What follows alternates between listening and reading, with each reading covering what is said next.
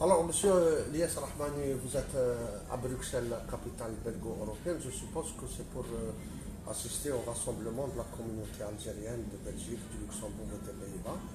Moi, ce que je voudrais savoir, enfin, je voudrais avoir votre point de vue sur l'évolution de la situation en Algérie à travers notamment les grandes sorties d'aujourd'hui qui viennent en support de celles d'avant. Voilà. Je voudrais un peu que vous nous Tout donniez d'abord, votre point de vue je tiens à saluer les Algériens. Donc, salam alaikum wa rahmatullahi wa barakatuh. Azur, bonsoir tout le monde. Effectivement, je suis à Bruxelles, donc la capitale belgo-européenne, comme vous dites, monsieur. Effectivement, c'est pour assister demain au rassemblement et à la manifestation pacifique. Je ne dirais pas une manifestation qui est en soutien à la manifestation d'Algérie, mais une manifestation des Algériens pour l'Algérie. Ce n'est pas un soutien, c'est des Algériens.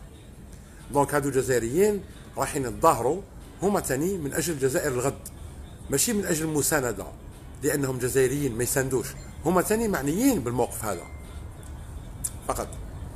حتى الجزائريين في الجزائر نظن هما ما يساندوش على حسب لي سلوغون تاعهم ولا ما شفتش انا شعارات جي با فيو دي سلوغون كي سوتيان سوسي او سولا ils demandent le changement une نفس المطالب libre et démocratique نفس une المطالب justice indépendante tout à fait نفس المطالب نتاع الشعب الجزائري كانوا عايشين في الجزائر او عايشين في الخارج فهم جزائريين عندهم نفس المطالب تغيير النظام كامل كما راه جمهوريه جديده دولة عداله دولة ديمقراطيه نمشيو في اطار يعني الدولة الحقيقية اللي تقدر تمتد بنا إلى دولة متطورة دولة حضارية دولة قانونية دولة عدالة فقط هذا المطلب نتاع جزائريين الخارج وجزائريين الداخل لا فرق بينهما on fait pas de différence entre les Algériens de l'intérieur et les Algériens de l'extérieur on est Algériens point c'est tout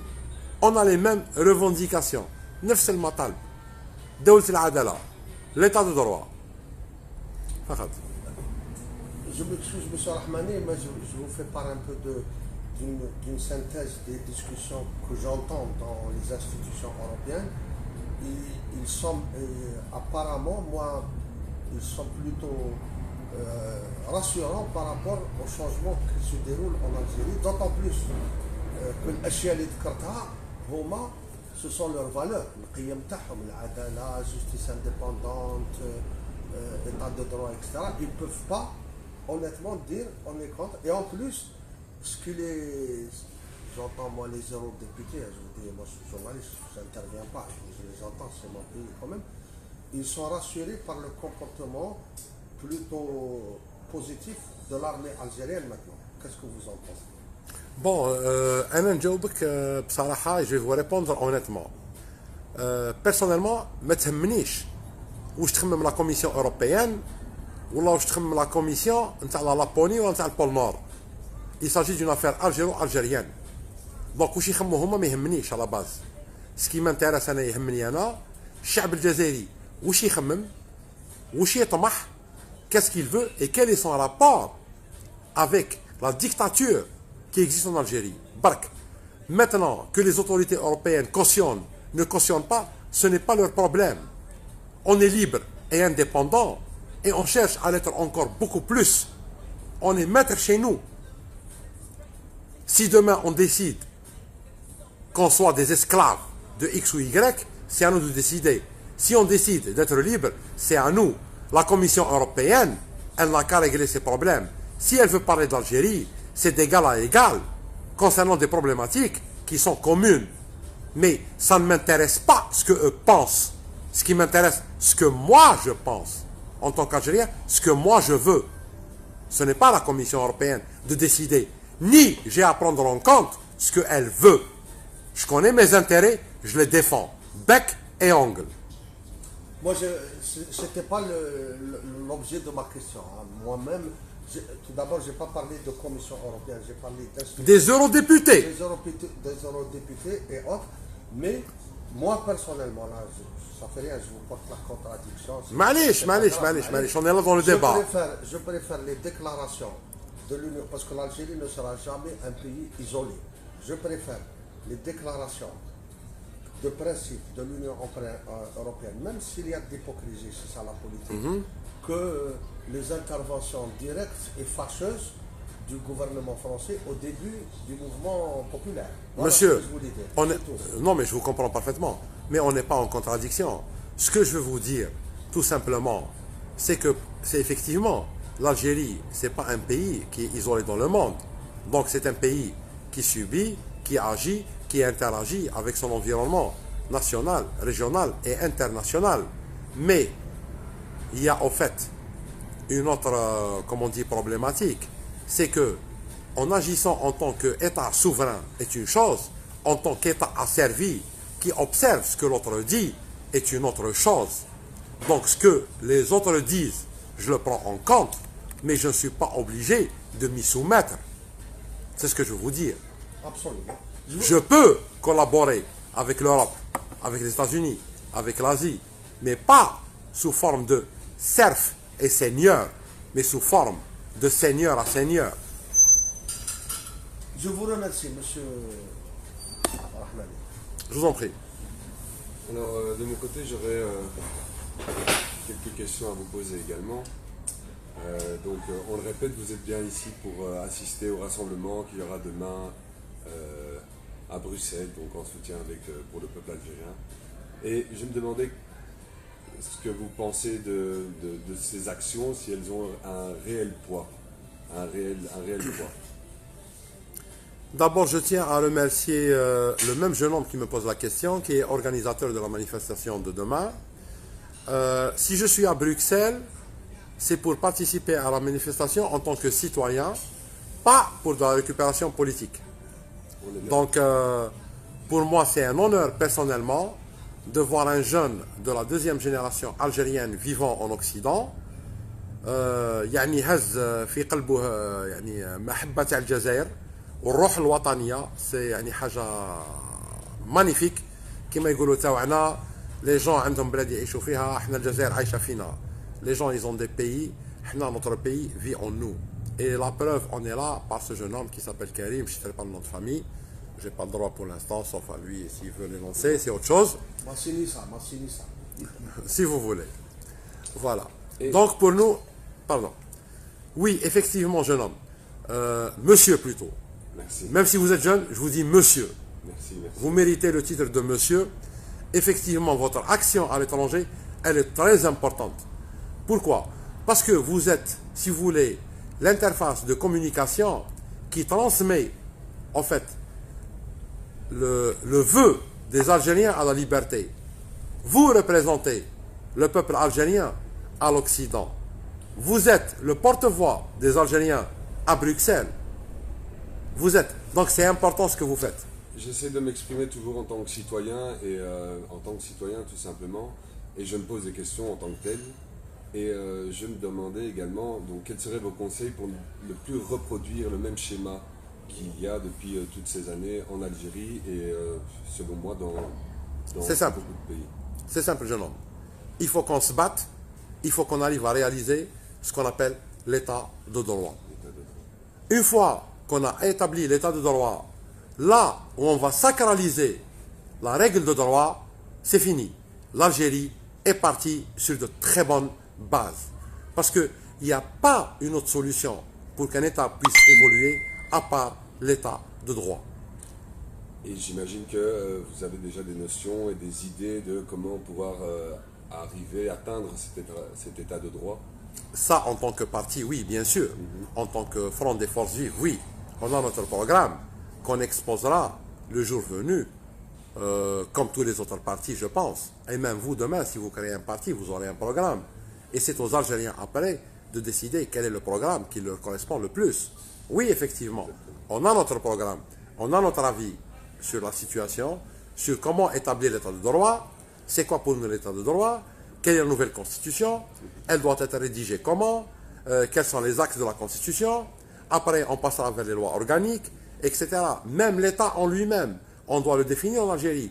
Est-ce qu'on sera pour un état présidentiel, paraprésidentiel, parlementaire, un mix entre les deux, ou on va choisir une formule qui correspond à la société algérienne. Donc là, maintenant, c'est autre chose. Donc chacun a son programme. Après, Et au peuple de choisir. Exactement. De voter. J'ai une dernière question qui est peut-être un petit peu prématurée, mais qui m'interpelle déjà depuis un moment. Donc selon vous, quel sera le moment opportun pour réclamer des comptes aux éventuels complices du pillage qu'il y a eu en Algérie et même dans toute l'Afrique? en fait, quand on parle de pillage, avant le pillage, il y a un autre problème. C'est le mensonge politique et historique. Il est pire que le pillage pécunier. يعني سرقة الدراهم هذه جريمة صغيرة لكن سرقة التاريخ qu'on nous pille notre histoire, qu'on nous pille nos origines, notre culture, ça c'est le problème plus grave. Parce que l'argent, nous on peut le fabriquer, mais notre identité, notre histoire, on ne peut pas la fabriquer, elle est là, il faut la récupérer en fait. Exactement. Tout simplement. Maintenant, si vous voulez, quel est le moment opportun? Quand on établira l'état de droit, c'est à ce moment-là, avec le vrai droit, qu'on pourra juger tout le monde.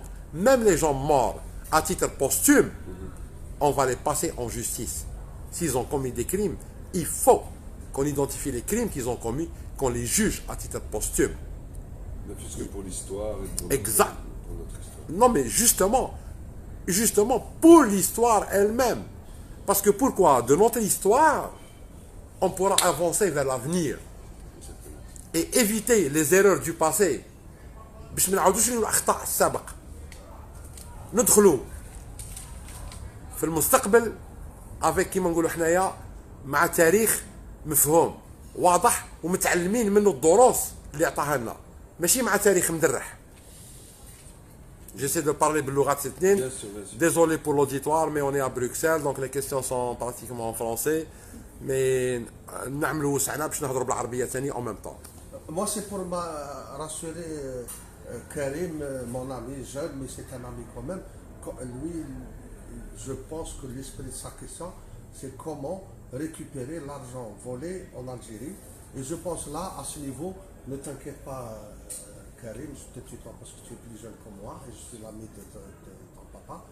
Je pense que tu n'as pas à t'inquiéter, comme l'a dit M. Rahmani. Une justice indépendante peut récupérer tout l'argent stocké dans les offshore, même dans les banques, et même les États sérieux livreront tous les secrets à un État démocratique et légitime. Voilà. Bien Moi, sûr, je bien pense sûr, que tout à il y a fait. certaines associations qui le disent. Plus que c'est en fait c'est le droit international Le aussi. droit international. Bien sûr. Et l'Algérie a signé des conventions. Bien comme sûr. etc. Là, ne Tout à fait. t'inquiète pas. Et en plus, il faut notamment regarder ce que disent les associations anticorruption, que ce pouvoir de bandits martyrisé à l'époque, ils disent notamment Djilani Hajjaj, etc. Ils ont tout un dispositif de lutte sérieuse contre la corruption, comment récupérer l'argent, comment protéger les dénonciateurs, etc. Là, il n'y a pas lieu de s'inquiéter. Mais ça sera une justice indépendante qui fera ça. Bien sûr, tout à fait. Dans l'état de droit, surtout si on a un parlement élu de manière démocratique et réellement populaire, dans ces cas-là, on peut faire par exemple voter une loi qui permette aux différents services de l'État algérien de poursuivre tout Algérien qui a commis un délit ou un crime économique partout dans le monde, quelle que soit sa nationalité, au même titre que les États-Unis.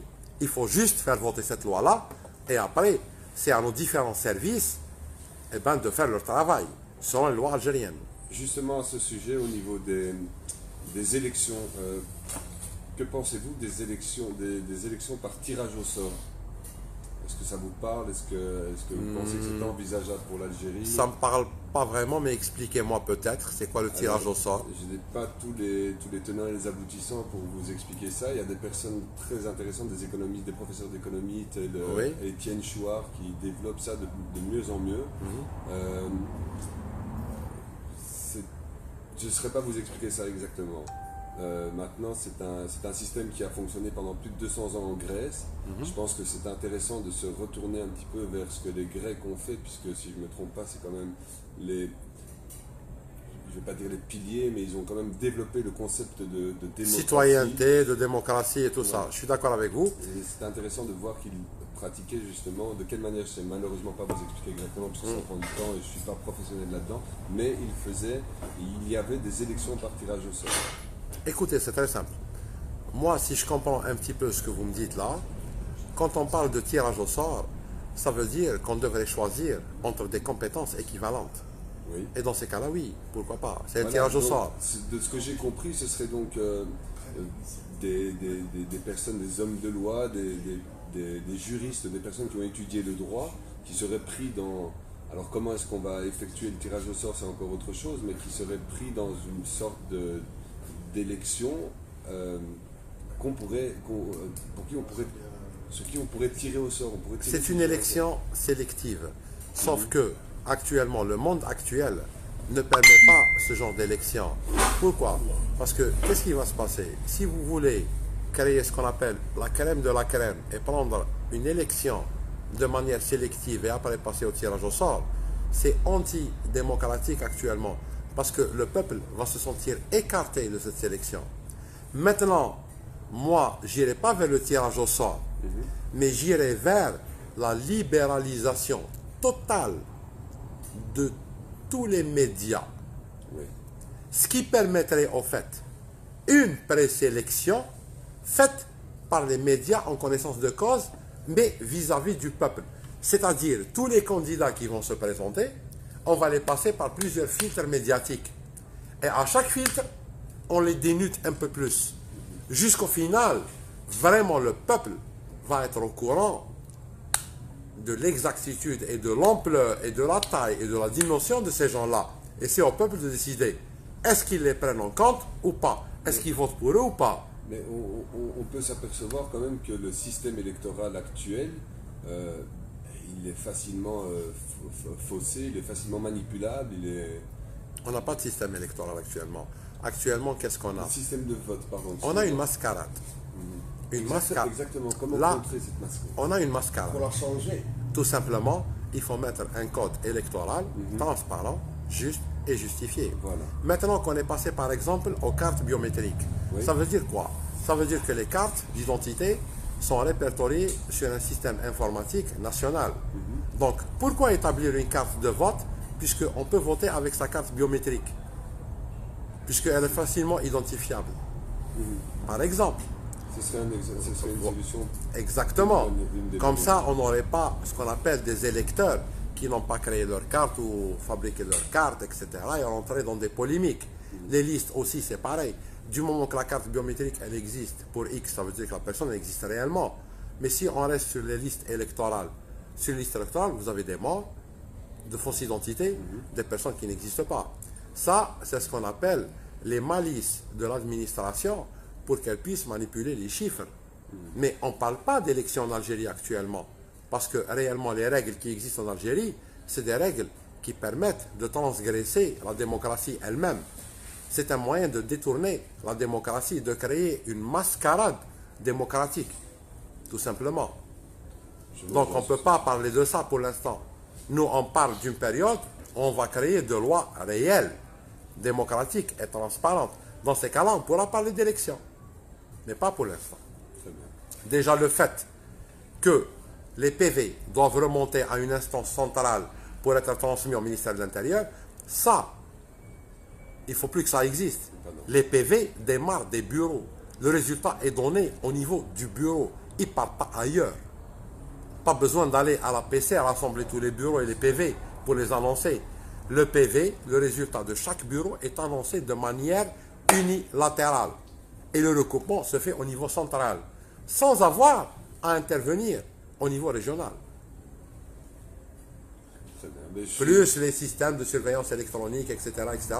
On peut parler de ça, mais ça, en fait, ça sera sujet à débat technique entre les élites nationales qui seront concernées par ça. Pour le vote en Algérie, il suffit qu'il y ait une volonté politique. Mais je crois qu'on devrait passer à une autre question plus importante, c'est la menace au niveau des frontières. Je termine ma phrase. Je vous en prie. C'est pas grave. Il suffit qu'il y ait une volonté politique pour qu'il y ait des élections libres et démocratiques. Ça Mais paraît simple. actuellement en Algérie, Ça paraît depuis 20 ans, depuis l'arrivée de Bouteflika, même bien avant, la volonté était de frauder. Depuis 60 ans, monsieur. Voilà. Depuis 60 ans. Mais ça a pris de l'ampleur. Ouh, mais c'est la même chose, c'est la même chose. C'est la même chose, ouais. C'est des pratiques qui, pour nous, depuis l'indépendance, c'est la même chose. Hein. Hazib, je peux poser une question. Comment j'ai terminé Monsieur Rahdani, je voulais vous poser une question sur la situation actuelle en Libye. Est-ce que vous pensez que ce qui se passe actuellement peut dégénérer sur nos frontières, Je vais répondre à votre question honnêtement. Ce qui se passe en Libye, personnellement, ça ne m'intéresse pas. Ils peuvent aller en enfer, s'auto-exécuter, s'auto-mutiler, ça ne m'intéresse pas. Maintenant, si votre question concerne nos frontières, là, ça m'intéresse. Apparemment, certaines caisses de résonance médiatique font circuler une information que des forces libyennes sont en train de s'amasser au niveau des frontières algériennes. Ma réponse, je souhaite que ça soit une vérité. Parce que ça serait une opportunité pour nous d'enfoncer les frontières et de créer une bande de sécurité qui sera entre 50 et 120 km en profondeur dans les terres libyennes. Et l'armée algérienne, on a les moyens et le besoin stratégique est là. Et ça justifierait notre intervention, je ne vais pas dire manu militare, mais militaire au niveau des frontières. Quitte à ce que même ce fameux général Haftar, nous ضربوه وين راح aux frontières de la Libye avec l'Égypte. Ce n'est pas loin de chez nous. Et on a les forces nécessaires pour faire ça. Donc pour nous, la Libye n'est pas une menace réelle et sérieuse. Ça serait une opportunité pour nous. Maintenant, politiquement, je vais répondre. Pour moi, c'est un jeu entre le Khaïn Gaïd Salah, ses associés في الإمارات ومصر. علاش؟ باش يبينوا une menace في الحدود، باش يكالميو الثورة الشعبية. الثورة لازمها تكمل سلمية سلمية، ما تخافوش من الحدود. الجيش الوطني الشعبي ما نهضرش على قايد صالح، الجيش الوطني الشعبي وإمكانياته التقنية والعسكرية قادرين على الحدود وقادرين على ليبيا وحتى على اللي ورا ليبيا. ليبيا ما تخوفناش. La Libye ne nous fait pas peur. Au contraire, ça serait une opportunité extraordinaire. Parce que on a tout intérêt في مصلحتنا، في مصلحة الجزائر الاستراتيجية، أن نعملوا شريط أمني مع ليبيا فيه 120 كيلومتر داخل التراب الليبي. وحفتر نضربوه كون يتخبى في الحدود المصرية. ما عندنا حتى إشكال. قوتنا تقنيا وعسكريا ومن ناحية الأسلحة والكفاءة قادرين عليه. على حفتر وعلى مو وباباه وخالته واللي يوقف معاه. C'est clair. Sir Rahmani, concernant le nouveau gouvernement Maza ou Atrous, jusqu'où ils vont nous mener? Et jusqu'à quand nous allons supporter leur ingérence? Non, ce gouvernement, pour nous, il est illégitime, il n'est pas légal, il devrait sauter d'un moment à un autre et on passera normalement à une transition avec une élite nationale, sans réellement une tendance politique, mais avec une compétence technique pointue. C'est ça le but, c'est d'aller vers une transition nationale, nationaliste, patriotique, qui mènera l'Algérie à des élections démocratiques et transparentes, avec l'établissement des nouveaux codes électoraux. Mais le gouvernement qu'il y a actuellement, il est illégitime, illégal, tout simplement. D'ailleurs, le président Abdelaziz Bouteflika, Allah la yarham minnou adam, le fait de démissionner, c'est pour légitimer ce gouvernement. Parce que s'il avait laissé l'application du 102 pour incapacité, le gouvernement aurait été automatiquement illégitime. Pourquoi? Parce que le président qu'il a nommé, soi-disant, est lui-même incapable de gérer le pays. Donc, gouvernement illégitime. Il a démissionné pour faire appliquer le 102, mais dans l'intérêt du système, que le gouvernement soit maintenu. Ça veut dire que le président est parti de sa propre volonté, mais pas par incapacité. Donc, le gouvernement, il est légal. Pour lui, pas pour la revendication populaire. Et on l'a vu dans les manifestations d'aujourd'hui. الشعب ناض قال تروحوا كاع لا حكومة لا قايد صالح لا مع قايد صالح تروحوا كاع الجزائر جديده، دوله جديده ديمقراطيه حقيقيه، دوله عداله وقانون. شكون يكتب القانون هذا؟ ولاد الجزائر. شكون يدير القوانين الانتخابيه؟ ولاد الجزائر، ماشي ولاد الحركه، ولاد القوميه، ولاد هادو لي زوزيفرويتي او المافيا او لا سيكت ساتانيك كي ا ديريجي l'Algérie. دونك لو غوفرنمون هذا ما نهضروش عليه. بور نو ني هو ني لي ديسيزيون كيل بروندرا سون نول اي نون افنو. برك. Nouvelle République. نوفيل ريبوبليك Inch'Allah. ان شاء الله. Il y a quelque chose quand même que je voulais vous demander déjà, et c'était intéressant sur la question précédente. Est-ce que vous pensez qu'on arrivera un jour aux États-Unis d'Afrique? Est-ce qu'on arrivera à fédérer l'Afrique qui a tout pour... qui est déjà le continent de l'avenir? Ce serait un État fédéral, ce serait avoir des États-Unis d'Afrique. Écoutez, de votre question, j'en déduis vraiment que vous êtes ambitieux et que vous êtes très jeune. J'espère que ça sera يعني في حياتك نتايا ان شاء الله. لكن commençons par parler d'Afrique du Nord. Après, on passera vers l'Afrique. L'Afrique, c'est un très gros continent. C'est le continent d'avenir. C'est la population la plus dense sur le plan mondial en 2050. L'Afrique détient pratiquement le 1/3 des richesses mondiales, tant agricoles qu'au niveau des matières premières. Et même au niveau de la matière humaine, je dis la matière humaine, matière grise, etc., main-d'œuvre et tout ce que vous voulez, c'est l'Afrique qui sera après ce qu'on appelle le carburant du monde. Je suis d'accord avec vous. Mais maintenant, moi je préfère, j'ai 50 ans, moi je préfère répondre à quel est l'avenir de l'Afrique du Nord dans le contexte mondial actuel. Pour les États fédérés de toute l'Afrique, ça, Monsieur Karim, ça sera votre mission à vous, pas la mienne. Moi j'aurai fini ma mission.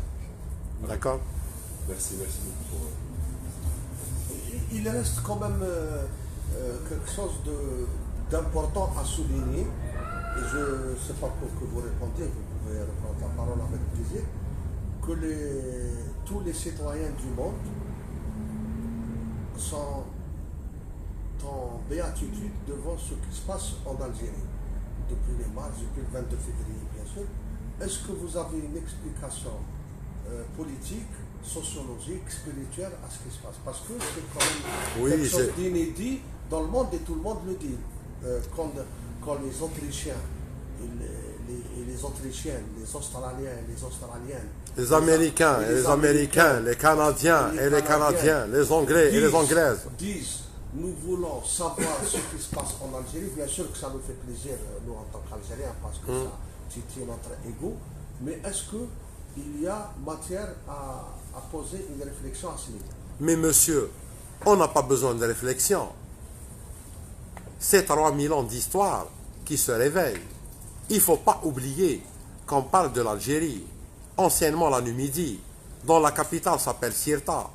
Il ne faut pas oublier que 300 ans avant Jésus-Christ lui-même, on était des rois et des seigneurs dans notre zone. Tout simplement, moi, la réponse, elle est claire. C'est 3000 ans d'histoire qui se réveillent. Donc, il ne faut pas s'étonner du civisme des Algériens. Les Algériens, c'est 3000 ans d'histoire. C'est tout, qui se réveille.